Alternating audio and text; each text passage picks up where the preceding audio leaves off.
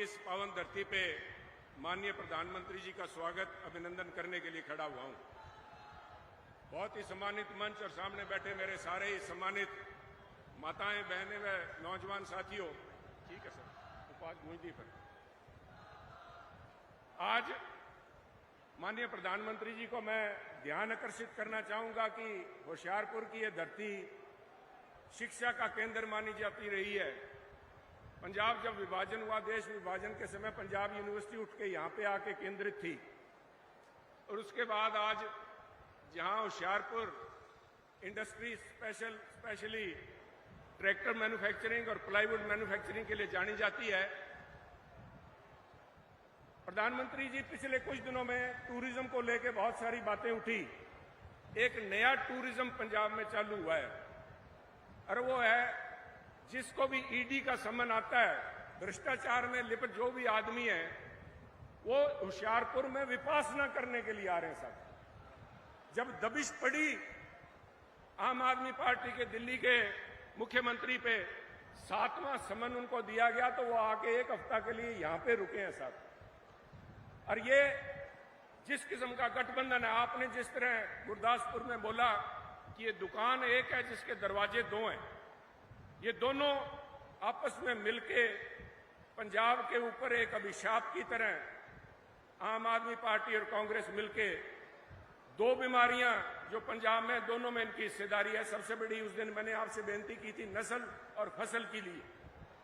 आज मैं आपसे एक बेनती और करने जा रहा हूं कि पंजाब में जहां नशे की समस्या है उतनी ही बड़ी समस्या भ्रष्टाचार की है। साहब, आपने देश के अंदर कोरोना आया, कोरोना के टीके लगा के कोरोना को आपने रोका।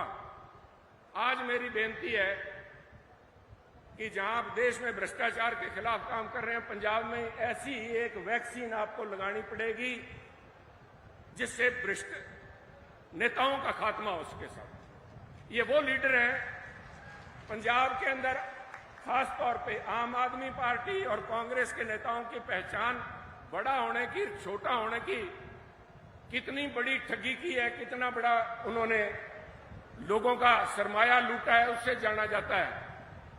वो मुख्यमंत्री जिन्होंने आपको पंजाब में आने से रोका था, आज उन्हीं के इशारों पे आज फिर से आपकी आमद में आने वाले लोगों को यहां पहुंचने से रास्ते में रोका गया। साहब, परंतु आपके आने से जहां पीजीआई में देर हुई, आज 2.5 साल लगे फिरोजपुर में, जो आपने 2021 में आके उसको 2022 में जनवरी में आप आ रहे थे 5 तारीख को उसका उद्घाटन करना था, वो 3 साल डिले हो गया।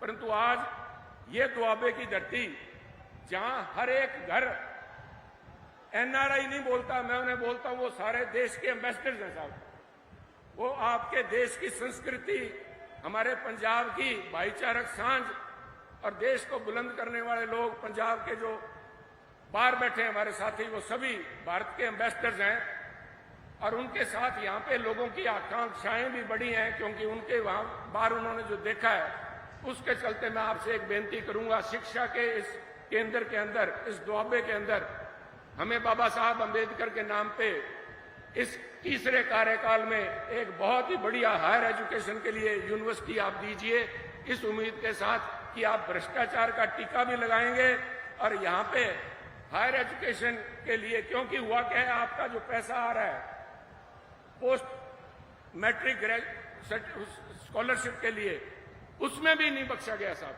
ये भ्रष्ट लोग जो हैं इनका टीका लगे, इस इलाके की तरक्की हो, पंजाब की तरक्की हो, इसी कामना के साथ आज पंजाब आपके साथ खड़ा है, आशा की उम्मीद से देख रहा है।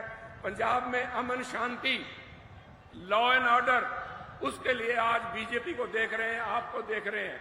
मैं आपसे, आपके माध्यम से अपील करना चाहूंगा पंजाब की जनता को कि अगर कानून व्यवस्था, अपनी जान माल की सुरक्षा करनी है, अपनी इज्जत, अपनी बहू बेटियों की इज्जत सुरक्षित रखनी है, तो बीजेपी की माननीय प्रधानमंत्री के नेतृत्व में ज्यादा से ज्यादा 1 तारीख को बीजेपी के कमल पे बटन दबाएं और प्रधानमंत्री जी को तीसरी दफा प्रधानमंत्री बनाने का मौका दें।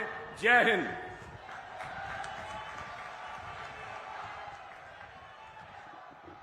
बहुत धन्यवाद। होन में भारत धरा के लिए अपना तन मन समर्पित करने का भाव लिए त्याग की प्रतिमूर्ति, निश्चल राष्ट्र की गौरव गाथा के सूत्रधार, मां भारती के पुत्र, भारत के यशस्वी प्रधानमंत्री श्री नरेंद्र मोदी जी हम सबका मार्गदर्शन करेंगे।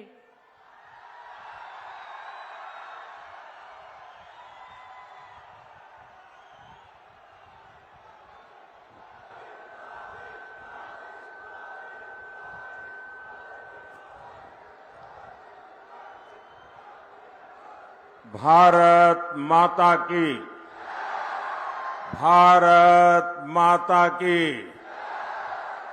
जय गुरुदेव, धन गुरुदेव, जय गुरुदेव, धन गुरुदेव। बोले सो निहाल, सत श्री अकाल। 2024 के चुनाव प्रचार की मेरी ये अंतिम सभा है। मैं मां चिंतपूर्णी, मां नैना देवी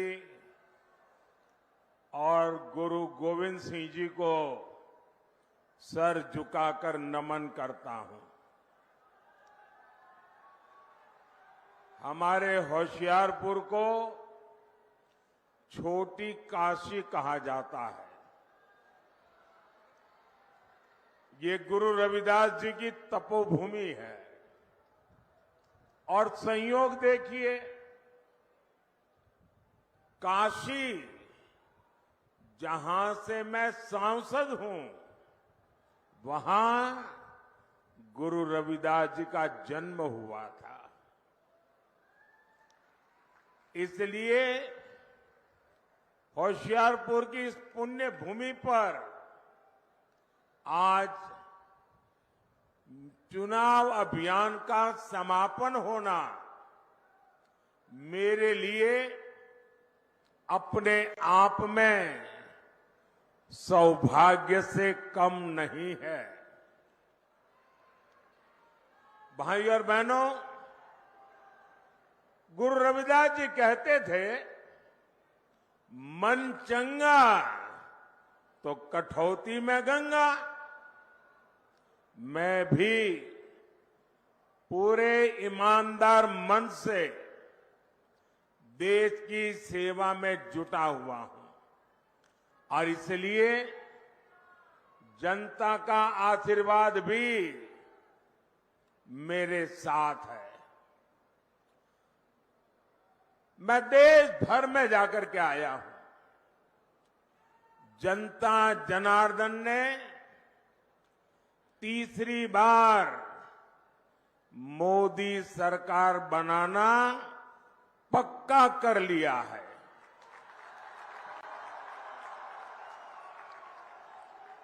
आज देश में आकांक्षाएं नहीं हैं। आज देश में उम्मीदें नहीं है।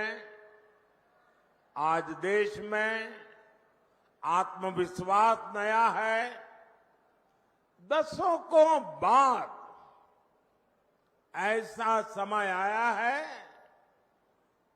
पूर्ण बहुमत वाली केंद्र सरकार हैट्रिक लगाने जा रही है। और इसकी सबसे बड़ी वजह है विकसित भारत का सपना। आज हर भारतीय विकसित भारत के सपने के साथ एक रूप हो गया है, जुड़ गया है और इसलिए हर देशवासी हमें आशीर्वाद दे रहा है। साथियों, आपको याद होगा, मैंने लाल किले से कहा था, यही समय है, सही समय है। और आज फिर कह रहा हूं, 21वीं सदी भारत की सदी होगी।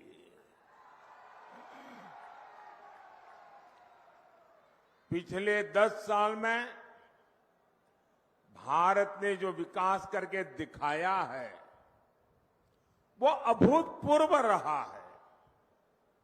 आज जब पंजाब के लोग, दूसरे राज्यों के लोग विदेश जाते हैं तो खुद देखते हैं कि वहां भारत और भारतीयों की इज्जत कितनी बढ़ गई है। जब देश में दमदार सरकार होती है तो विदेशी सरकारें भी हमारा दम देखती है। और वीरों की इस धरती पंजाब से बेहतर कौन जानेगा कि दमदार होने का मतलब क्या होता है। दमदार सरकार जो दुश्मन के छक्के छुड़ा दे, दमदार सरकार जो दुश्मन को घर में घुसकर मारे, दमदार सरकार जो भारत को आत्मनिर्भर बनाए, दमदार सरकार जो भारत को समृद्ध बनाए। इसलिए पंजाब भी इस बार जोर शोर से कह रहा है, फिर एक बार, फिर एक बार, फिर एक बार। साथियों, गरीब कल्याण मेरी सरकार की बहुत बड़ी प्राथमिकता है और इसमें गुरु रविदास जी की बहुत बड़ी प्रेरणा है। गुरु रविदास जी कहते थे, ऐसा चाहूं राज में जहां मिले सबन को अन्न, छोट बड़ो सब सम बसे, रैदास है प्रसन्न। बीते 10 वर्षों में हमने गरीब से गरीब को मुफ्त अनाज और मुफ्त इलाज की सुविधा दी है। आज किसी भी गरीब, दलित, वंचित मां की संतान को भूखे पेट नहीं सोना पड़ता। आज गरीब महिला को अपनी बीमारी छिपाने की मजबूरी नहीं है। अब उसके पास राशन कार्ड है, आयुष्मान कार्ड है। साथियों, गुरु रविदास जी ऐसा समाज चाहते थे जहां जाति के आधार पर समाज में कोई भेद न हो। उन्होंने कहा था, जाति जाति में जाति है, जो केतन के पात, रैदास मनुष्य ना जुड़ सके, जब तक जाति न जात। आज मोदी सरकार की योजनाओं का लाभ बिना भेदभाव सभी को मिल रहा है। सभी को पक्का घर मिला, बिना भेदभाव सभी को मुफ्त गैस कनेक्शन दिए मिला, बिना भेदभाव सभी को शौचालय मिला, बिना भेदभाव सभी को बिजली कनेक्शन मिला, बिना भेदभाव ऐसी योजनाओं ने गरीब और दलित के लिए स्वाभिमान से जीना संभव किया है। यही तो गुरु रविदास जी की सीख है। यही सबका साथ, सबका विकास हमारा सुशासन का मंत्र है। रविदास जी ने यह भी कहा है, 100 बरस लौ जगत मही, जीवत रही करू काम, रैदास कर्म ही धर्म है, कर्म करहू निह काम। अर्थात 100 वर्ष का जीवन हो तो भी पूरे जीवन हमें काम करना चाहिए। वो कहते थे कर्म ही धर्म है। गुरु रविदास जी की ये भावना हमारी सरकार की कार्य संस्कृति में झलकती है। चुनाव की इस भागदौड़ में भी हमारी सरकार एक पल भी व्यर्थ नहीं कर रही है। सरकार बनते ही तीसरे टर्म में अगले 125 दिन में क्या होगा, सरकार क्या करेगी, सरकार कैसे करेगी, सरकार किसके लिए करेगी, सरकार कब तक करेगी, इसके रोड मैप पर काम कर लिया गया है।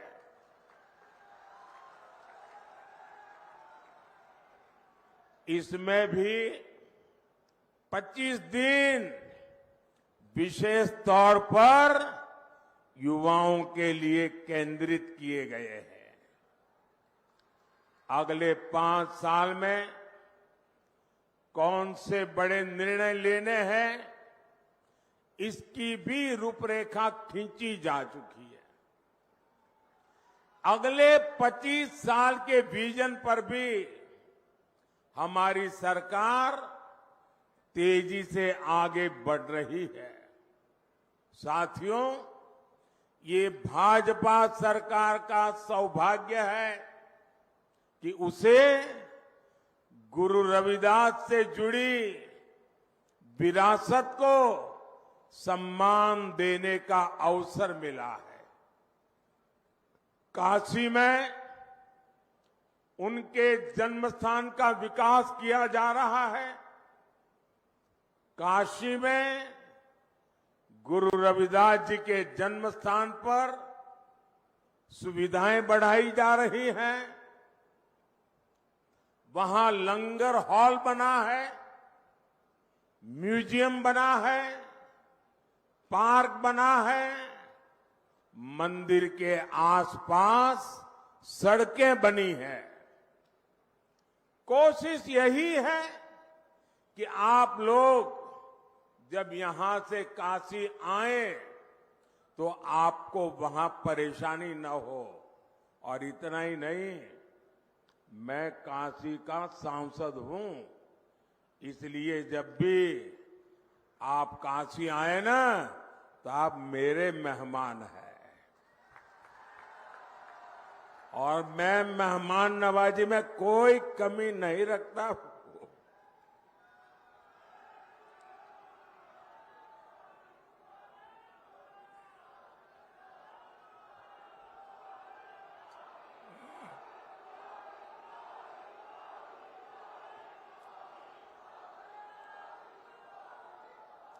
साथियों, काशी में तो हम बहुत कुछ कर रहे हैं।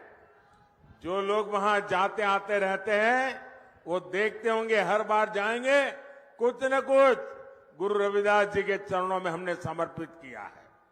लेकिन इसके अलावा मध्य प्रदेश में गुरु रविदास जी के विशाल स्मारक का शिलान्यास का अवसर भी मुझे ही मिला था।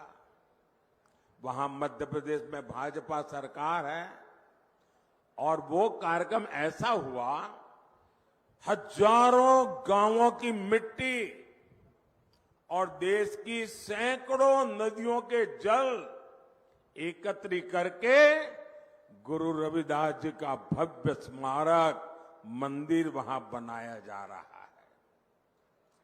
भोपाल में ग्लोबल स्किल पार्क का नाम भी गुरु रविदास जी के नाम पर रखा गया है।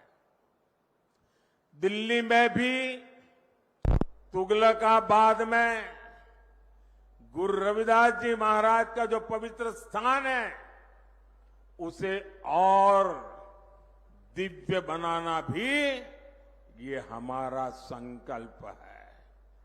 इसके लिए सुप्रीम कोर्ट से जमीन की विशेष मंजूरी भी ले ली गई है। और आज जब मैं होशियारपुर आया हूं तो अपने मन की एक और बात आपको बताना चाहता हूं। आपको पता है कि हमने अयोध्या में प्रभु राम का मंदिर तो बनाया, जय श्री राम। 500 साल बाद अयोध्या में भगवान राम का मंदिर बना और आपको खुशी होगी, ये अयोध्या में प्रभु राम जन्म स्थान का पहला लड़ाई अगर किसी ने लड़ी थी तो मेरे सिख भाई बहनों ने लड़ी थी। और तब से लड़ाई चली और आज राम मंदिर बना है। राम मंदिर तो बना, लेकिन यात्रियों की सुविधा के लिए हमने अयोध्या में एक बहुत बड़ा हवाई अड्डा बनाया। लेकिन हवाई अड्डे का नाम हमने महर्षि वाल्मीकि के नाम पर रखा है। यानी राम जी के पास जाना है, रामलला के पास जाना है, पहले वाल्मीकि जी के पास जाना होता है। इसी प्रकार मेरी इच्छा है कि आदमपुर एयरपोर्ट का नाम भी गुरु रविदास जी के नाम पर रखा जाए।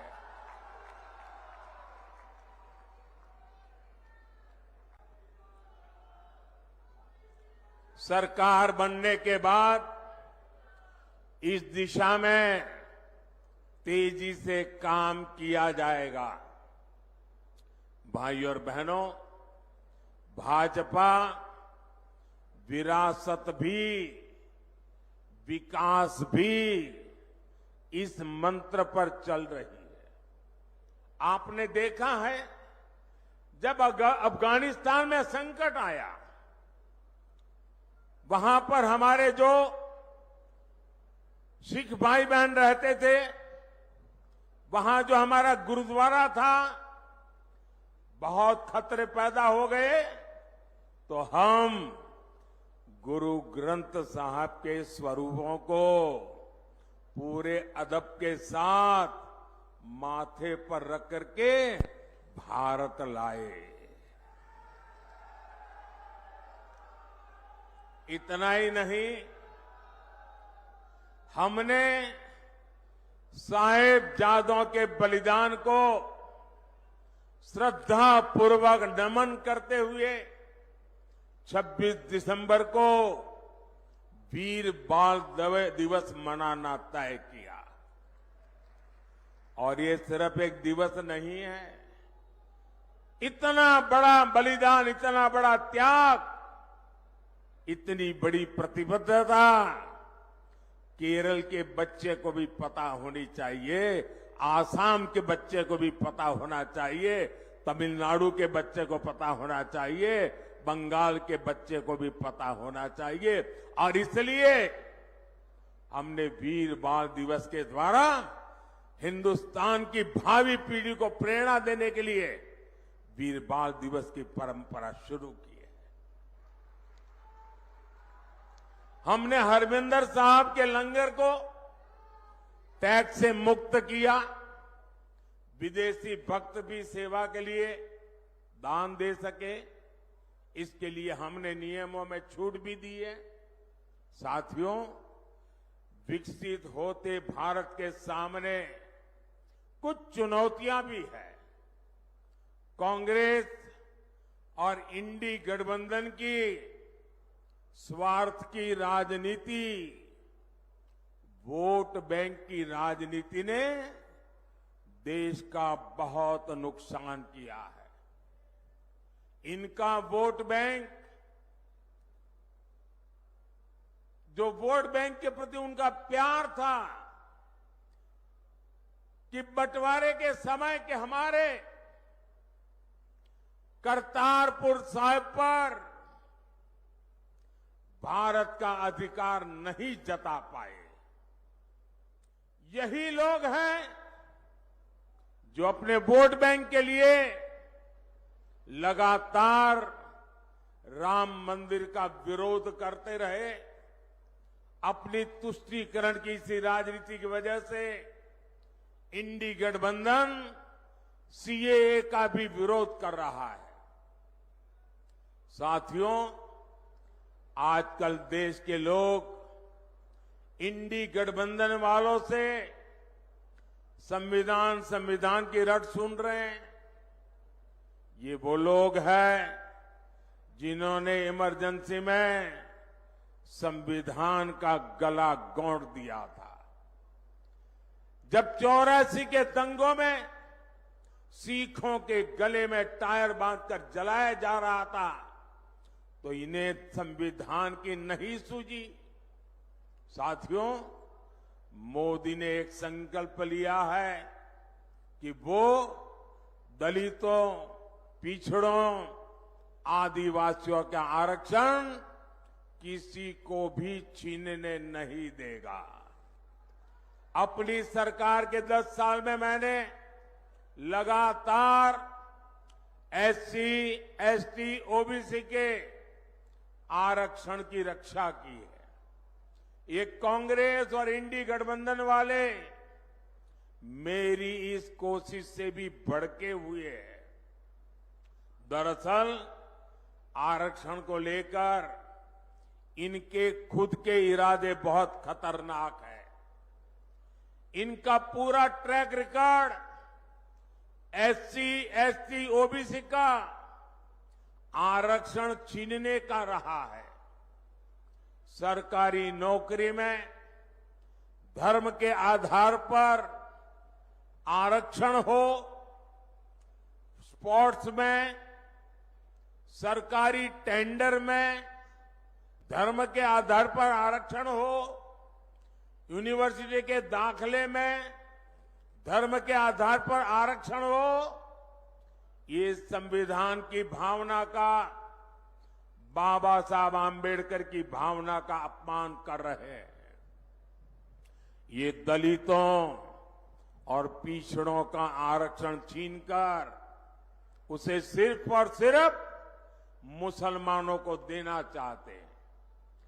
ये धर्म के आधार पर देश को बांटने की एक और बड़ी गहरी साजिश है। 2024 के इस चुनाव अभियान में मोदी ने इनकी इस सबसे बड़ी साजिश से पर्दा उठा दिया है, उनको बेनकाब कर दिया है और इसलिए बौखलाए हुए हैं और लगातार मोदी को नई नई गालियां देते रहते हैं। भाई और बहनों, आप भी जानते हैं कांग्रेस भ्रष्टाचार की जननी है। 60 साल तक कांग्रेस ने जो कारनामे किए हैं, भ्रष्टाचार की एक से बढ़कर एक वारदातें की हैं। ऐसा लगता है कांग्रेस ने भ्रष्टाचार में डबल पीएचडी कर ली है और अब कांग्रेस के साथ एक और कट्टर भ्रष्टाचारी पार्टी भी जुड़ गई है। इतना ही नहीं, ये भयंकर झूठवादी पार्टी भी है। अब आप देखिए, यहां तो आमने सामने लड़ने का ड्रामा कर रहे हैं, दिल्ली में एक साथ चुनाव लड़ रहे थे और लोग भूले नहीं कि ये झूठवादी पार्टी, ये कट्टर भ्रष्टाचारी पार्टी की पहली सरकार कांग्रेस के समर्थन से दिल्ली में बनी थी और इसलिए इन्होंने जो भ्रष्टाचार की जननी कांग्रेस है उससे बराबर भ्रष्टाचार के पाठ पढ़ लिए हैं। हम छोटे थे तो एक कथा सुना करते थे और कथा बड़ी मजेदार थी। वो कथा ऐसी थी कि एक प्रेग्नेंट विमेन डिलीवरी के लिए अस्पताल में गई और बेटे का जन्म हुआ, लेकिन जो नर्स वो डिलीवरी करवा रही थी वो ढूंढने लगी चारों तरफ, उसकी अंगूठी कहीं खो गई थी।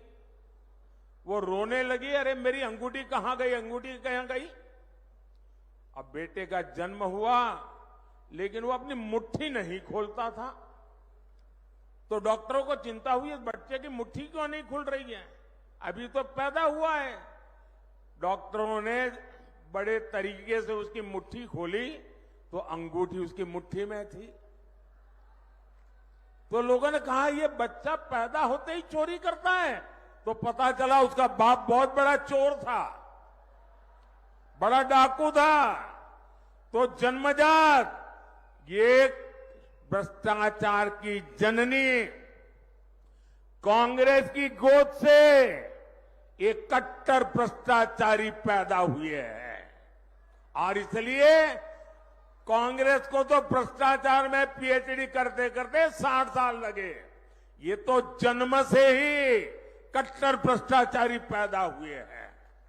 ये लोग क्या क्या बातें करते थे, कहते थे पंजाब को नशा मुक्त करेंगे और नशा मुक्त के इतने भाषण किए, पूरे पंजाब को बदनाम करने वाली उड़ता पंजाब फिल्में बनाई थी, चारों तरफ बदनामी की थी। लेकिन इन्होंने आते ही नशे को ही अपनी कमाई का साधन बना दिया है। दिल्ली के शराब घोटाले को पूरी दुनिया जान चुकी है। यहां खनन माफिया भी बेलगाम चल रहा है। इन कट्टर भ्रष्टाचारियों ने, भयंकर झूठवादियों ने पंजाब को गैंग वॉर में झोंक दिया है। इन लोगों ने पंजाब में उद्योग और खेती दोनों को बर्बाद कर दिया है। ये कट्टर भ्रष्टाचारी, भयंकर झूठवादी तो नारी उत्पीड़न में भी नंबर 1 बनते जा रहे हैं। आज दिल्ली से लेकर पंजाब तक इनके कारनामे दुनिया देख रही है। इनके नेता का ठिकाना नहीं, नीति फर्जी, नारे फर्जी और नियत में भी खोट है। साथियों, पंजाब वीरों की धरती है, पंजाब शौर्य की धरती है, पंजाब पराक्रम की धरती है, पंजाब पुरुषार्थ की धरती है। लेकिन इंडी गठबंधन के लोग हर कदम पर वीरों का अपमान करते हैं। यही लोग हैं जिन्होंने हमारे देश के सेना के अध्यक्ष जनरल बिपिन रावत को गली का गुंडा कहा था, और वो सिर्फ जनरल बिपिन रावत का अपमान नहीं था, हिंदुस्तान के हर फौजी का अपमान था, हिंदुस्तान के हर सैनिक का अपमान था। यही लोग हैं जिन्होंने सर्जिकल स्ट्राइक पर हमारी सेनाओं से सबूत मांगे थे। यही लोग हैं नेहरू के जमाने की 62 की लड़ाई में चीन को क्लीन चिट देकर भारत की फौज का आए दिन अपमान करते रहते हैं। कांग्रेस और इंडी गठबंधन ने हमारी सेनाओं को कमजोर करने में कोई कसर बाकी नहीं छोड़ी थी। याद कीजिए, देश आजाद हुआ तब से जीप घोटाला हो, बोफोर्स घोटाला हो, सबमरीन घोटाला हो, आर्मी के लिए ट्रक घोटाला हो, इन लोगों ने हर मौके पर देश की सेना की जरूरतों की चिंता नहीं की, देश की सेना की शक्ति की चिंता नहीं की। इन्होंने लूटने की योजनाएं बनाई, चोरी करने की योजनाएं बनाई, भ्रष्टाचार करके देश के खजाने को खाली करने की योजना बनाई है। ये लोग हैं जिन्होंने तेजस फाइटर प्लेन के प्रोजेक्ट को ठंडे बस्ते में डाल दिया था। यही लोग हैं जिन्होंने बरसों तक सेना के अंदर एकरूपता, एकात्मता लाने के लिए सीडीएस पद के गठन को लटका कर रखा। यही लोग हैं जिन्होंने सेनाओं को आधुनिक बनाने के लिए जरूरी रिफॉर्म्स नहीं होने दिए। यही लोग हैं जिन्होंने हमारे पूर्व फौजियों को 1 रैंक 1 पेंशन, ओआरओपी 40 साल तक झूठ बोला। भाइयों बहनों, और कैसा झूठ, ये सेना के जवानों की आंख में कैसी धूल झोंकते हैं। और मुझे याद है 2013-14 के चुनाव में यहां पंजाब में आकर के पूर्व सैनिकों के साथ छोटी छोटी अपनी मीटिंगें करके हवा फैलाते थे कि ओआरओपी कर दिया। कैसी बेईमानी की, जरा मैं, पंजाब तो पूर्व सैनिकों की धरती है, हिमाचल पूर्व सैनिकों की धरती है, मैं जरा बताना चाहता हूं इन्होंने क्या किया। मैंने 2013 में जब मुझे प्रधानमंत्री पद का उम्मीदवार घोषित किया तो मैंने रेवाड़ी में सबसे पहली पूर्व सैनिकों की रैली की। उस रैली में मैंने घोषणा की कि हमारी सरकार बनेगी तो हम 1 रैंक 1 पेंशन लागू करेंगे। तो ये घबरा गए, बोले मोदी ऐसी चीज लाया है कि मर जाएंगे। तो इन्होंने क्या किया, आनन फानन में 500 करोड़ रुपया रख करके बोल दिया कि ओआरओपी लागू। ऐसा झूठ। आप देखिए, जब मैंने इसको लागू किया 1.25 लाख करोड़ रुपया पूर्व सैनिकों के खाते में जमा की, 1.25 लाख करोड़ रुपया तब ओआरओपी हुआ है। ये 500 करोड़ में खेल खेलते थे। यानी कितना झूठ बोलते हैं ये लोग। भाइयों बहनों, मोदी का लक्ष्य भारत की सेनाओं को सबसे ज्यादा आधुनिक बनाना है, सबसे ज्यादा सामर्थ्यवान बनाना है, सच्चे अर्थ में आत्मनिर्भर बनाना है। लेकिन मोदी के इस अभियान से इंडी वालों की काली कमाई के रास्ते बंद होते हैं। इसलिए ये मोदी पर अपना गुस्सा निकाल रहे हैं। और भाइयों बहनों, साफ है, सेना बनती है तो हमें हर चीज में ध्यान रखना होता है कि मुकाबला किससे करना है। लड़ाई होगी तो किसके साथ होगी, युद्ध होगा तो किसके साथ का होगा, उसकी ताकत क्या है, उस हिसाब से हमारी की सेना को तैयार करना होता है। सिर्फ 26 जनवरी में परेड के लिए सेनाएं तैयार नहीं की जाती है, सेना लड़ाई के लिए तैयार की जाती है, दुश्मन के दांत खट्टे करने के लिए तैयार की जाती है, मां भारती की रक्षा के लिए तैयार की जाती है। लेकिन इन्होंने सेना को भी राजनीति का हथियार बना दिया है। इससे बड़ा पाप कोई नहीं कर सकता है। और मैं इंडिया अलायंस वालों को कह रहा हूं, मैं चुप बैठा हूं, इसका मतलब ये समझिए, गलती मत कीजिए मोदी को समझने की। अगर मोदी जिस दिन मुंह खोलेगा तो हमारी 7 पीढ़ी के पाप निकाल करके रख दूंगा।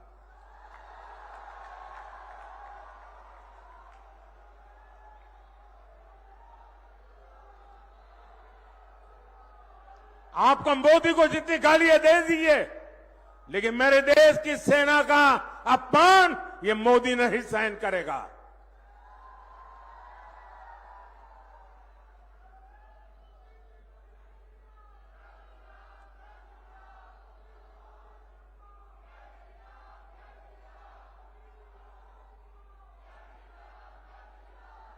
भाई और बहनों,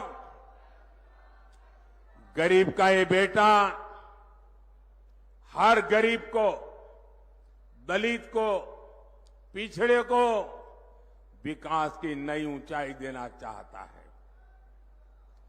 आने वाले 5 साल मेरे किसान भाई बहनों के कल्याण के लिए, मेरे गरीब भाई बहनों को गरीबी से बाहर निकालने के लिए, हमारे नौजवानों को नए अवसर देने के लिए और हमारी नारी शक्ति की भागीदारी को बढ़ाने के लिए उत्कृष्ट समय होने वाला है। आजादी के 75 साल में जैसा समय नहीं आया, वैसा समय आने वाले 5 साल में आने वाला है।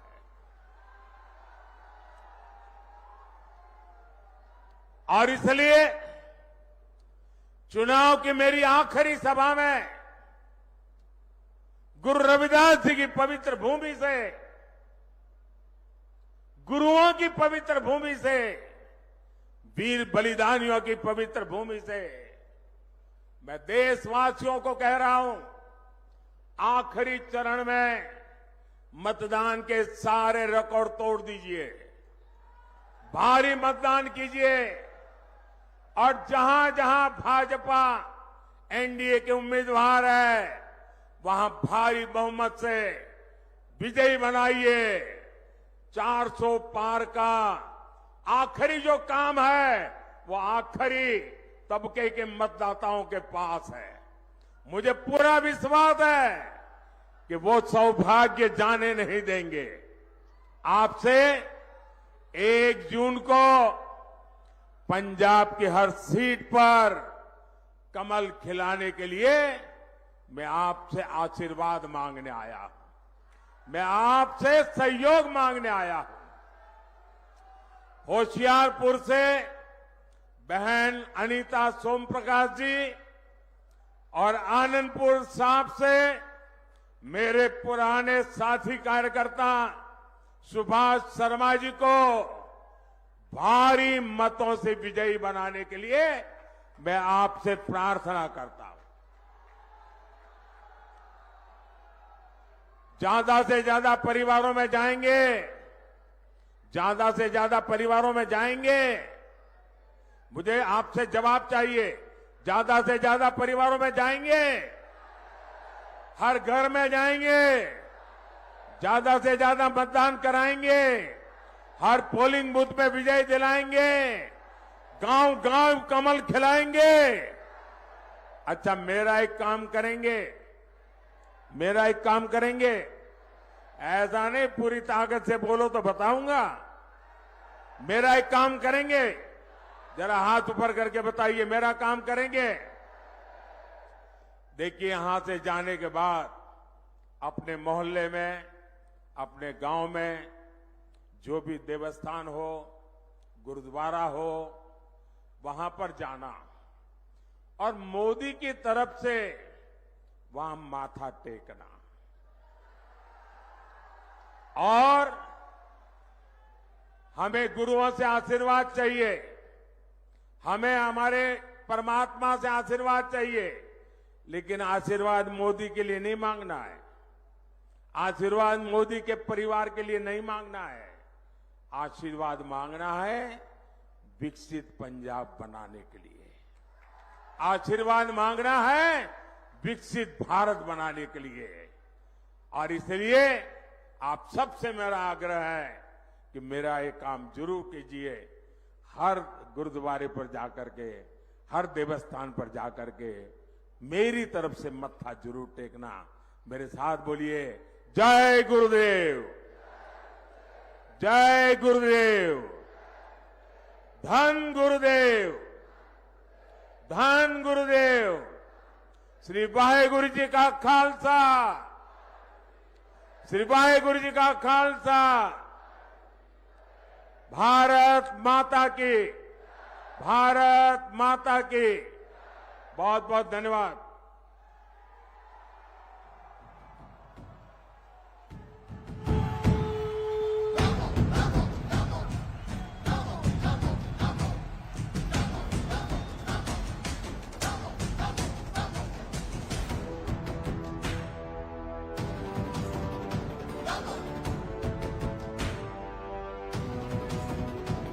ओंकार एक भरो भरो, धरा का हित करो करो, पाप से लड़ो लड़ो, आगे तुम बढ़ो बढ़ो। नमो नमो नमो नमो नमो नमो नमो।